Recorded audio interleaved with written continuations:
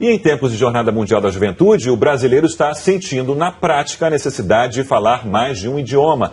Na França, o país mais visitado do mundo e conhecido pelo alto grau de educação formal da população, não costuma ser assim. Não são raros os casos de turistas que tiveram dificuldades de se comunicar por lá. Sandra, não é o seu caso, você fala francês fluentemente, mas o governo francês está querendo receber melhor os turistas que não falam a língua. Aliás, deixa eu aproveitar que eu não falo francês, mas eu não tive dificuldade alguma, fui bem recebido, eles se esforçaram para falar inglês comigo, não tive esse problema. Talvez eu seja exceção ou esteja mudando na França, então, mas diga.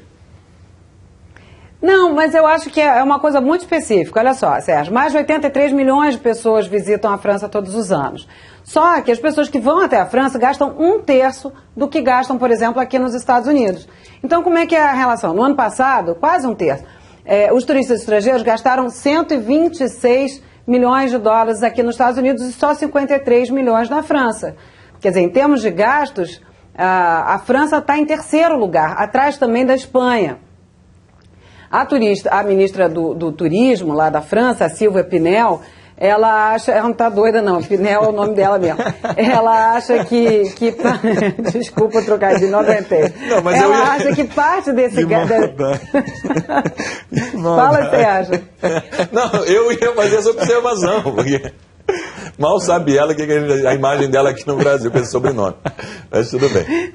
Pois é, não aguentei. Mas, enfim, só para dizer que a ministra ela acha que parte desses gastos que ela considera modestos é culpa da inabilidade francesa de receber os turistas.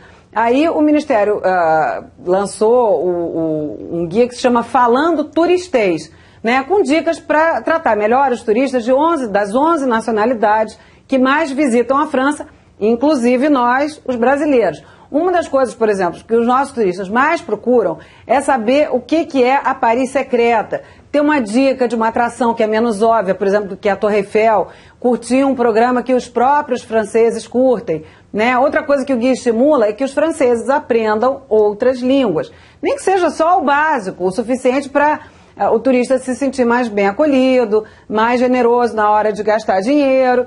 Porque a ministra acha o seguinte, essa fama de que o francês é meio grosseirão é muito alimentada pelos americanos, que não conseguem entender por que os franceses que lidam com o público não falam a língua deles, os americanos, que afinal de contas é a língua mais universal nesse momento, apesar de não ser a mais falada, é uma língua universal nas redes sociais, etc. E você sabe, né, o americano em geral sim é monoglota. E aí aquela coisa... Já para os franceses é uma heresia ninguém falar a língua de Victor Hugo e Balzac e Proust. Então fica assim, os dois lados meio ressabiados.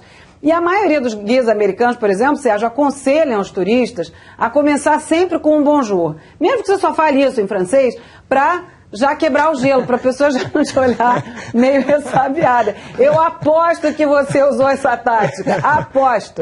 Eu sei que você não fala nada, mas eu tenho certeza que com essa voz maravilhosa, com esse sorriso, com esse 1,92 m, você soltava um bonjour, todo mundo era simpático com você.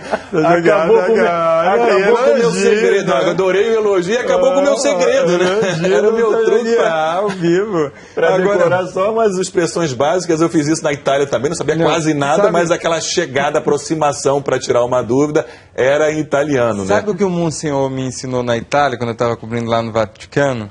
Para sempre, quando a pessoa botar uma dificuldade italiana, fala assim, uma palavra mágica, muito gentile, você é muito gentile. Isso funcionou realmente. Os italianos, eles se desarmam com essa expressão. Engraçado. E aí funcionou. Todas as portas que eram fechadas, mesmo não falando de italiano, elas se abriam na palavra mágica, muito gentile. Ô Eliane, e o brasileiro é hospitaleiro? Thaís daqui a pouco comenta.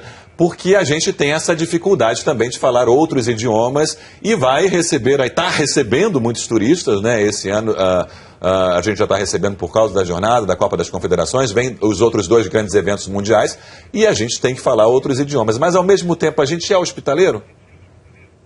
Olha, eu acho que o brasileiro é muito hospitaleiro, né? Na Itália, eles adoram brasileiro por isso. Chegam lá numa favela no Rio de Janeiro, todo mundo pobre, mas todo mundo canta, todo mundo convida, todo mundo oferece alguma coisa, né? Os franceses também gostam do Brasil, portugueses. O brasileiro é um povo acolhedor, né?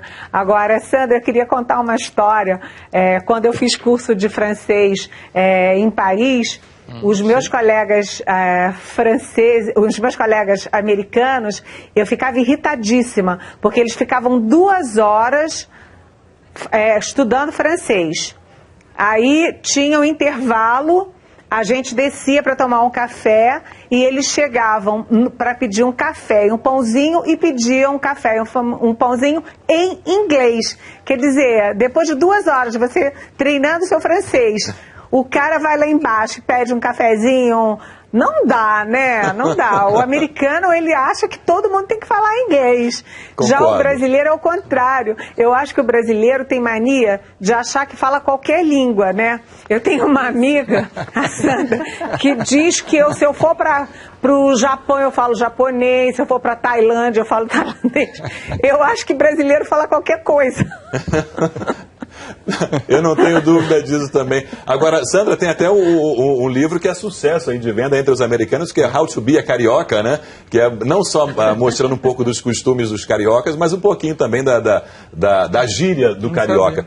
Thaís, o que você quer acrescentar? Você sabe que esse livro é Não, antigo, eu ia falar, Sérgio, mas eu ia tem falar um que... E desculpa. novo... Desculpa. Desculpa. É que Mas demora também para chegar aqui, Sérgio. Você sabe que tem um delay. Essa cozinha faz parte. Vamos para a Thaís primeiro, depois a Sandra completa. Claro. Não, essa coisa de dizer très gentil em francês, você também pode falar très gentil. E a melhor coisa para o francês, a minha mãe morou lá algumas vezes, e é um país que eu visitei muito, é você pedir desculpa porque você não fala a língua deles. Se você falar isso, pardon, je ne parle pas français, ele vai se amolecer e vai te ajudar, vai fazer gesto, vai fazer o que for. Em japonês, como é que a gente fala? Em japonês? Só um minutinho.